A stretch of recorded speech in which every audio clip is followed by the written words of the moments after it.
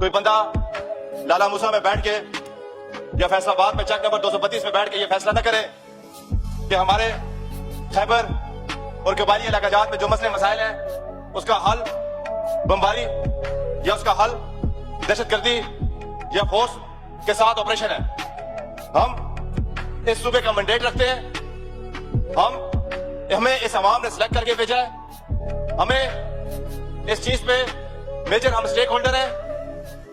ہمیں اس میں شامل کیا جائے, ہماری رائے کو اہمیت دی جائے.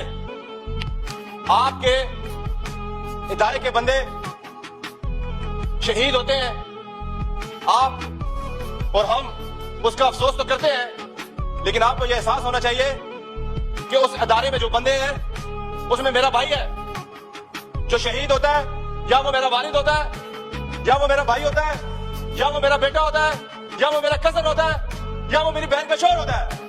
ہمیں اس میں اتنی تکلیف ہوتی ہے جتنی کسی بھی ایک پیٹریوٹک بندے کو ہوتی ہے.